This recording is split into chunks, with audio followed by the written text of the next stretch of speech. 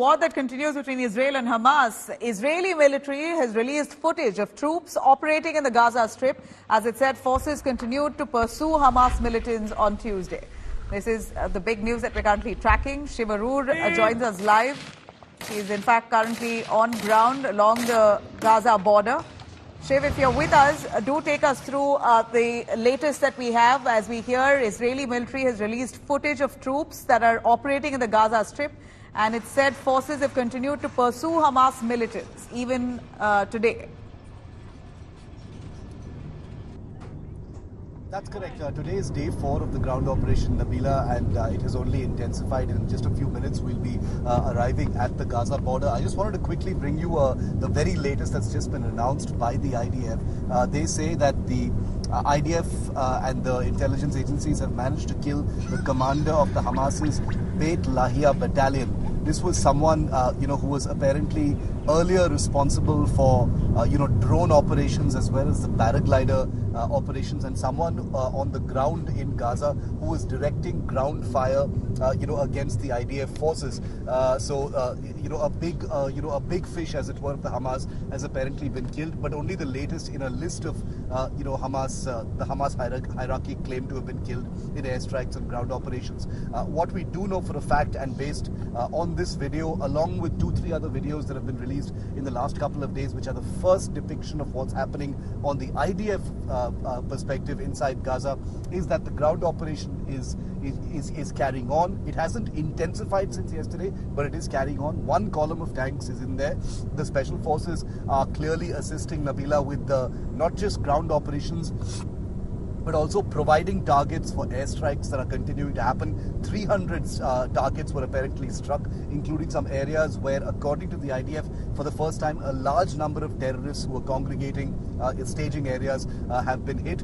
One interesting confirmation we've got, Nabila, is the rescue of a corporal of the IDF who was one of the hostages who was rescued alive. That has led to a very interesting discussion here in Israel that the special forces are specifically hunting for these hostage sites and rescuing them. So rather than this being a negotiation anymore between Israel and the Hamas over the hostages, these squads of special forces are clearly trying to reach those hostage situations, unarmed, disable the Hamas captors who are keeping them captive, and then rescue them with force. So only one of those people has been rescued so far. We'll have to see how the others go. Remember, there are over 215 hostages that are still inside that territory. But this is full scale right now, full scale in terms of the involvement of the armored forces, the infantry, the special forces, the air force from above. You've got helicopters, you've got naval gunboats from the sea as well. We're expecting more details in a very short while from now. But the important thing to note, Nabila, as the last point, is things have not intensified. They're continuing at the same level of intensity, and it's likely an indication that this is going to be a long haul.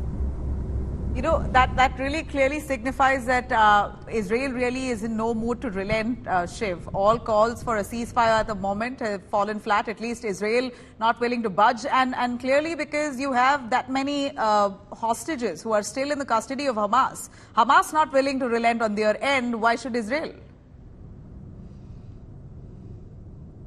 Hamas had put out a statement a couple of days ago saying that the airstrikes have resulted in the deaths of at least 50 hostages.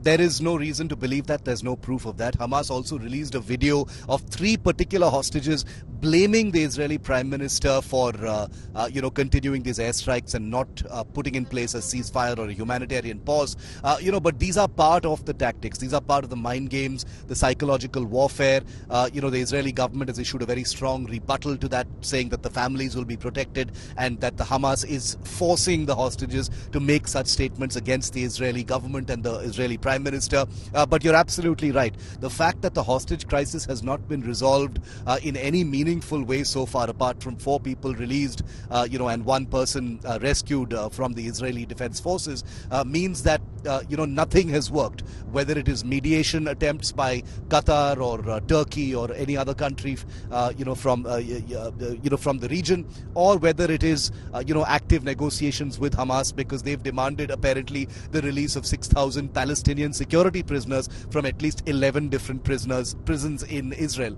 So all of that has simply gone straight out the window, and now clearly for Israel, something has switched mentally. Their thought process and perspective as far as this hostage crisis has fundamentally shifted, and they believe that the Hamas is still playing for time, probably very happy with what it achieved on October the 7th, and doesn't believe it needs to give in to what Israel is doing. But let's also remember very clearly that it's not like Hamas has been caught by surprise, Nabila. This is the third big ground operation that Israel is conducting in Gaza since 2009. 2005 is when they exited Gaza. So Hamas is well prepared. They've got networks, they've got communications. Even with an internet blackout, make no mistake, they will be in touch with their handlers in Iran, etc. So this is a situation where the Palestinian people and the civilians are paying a heavy price, but the Hamas leadership itself is still out there.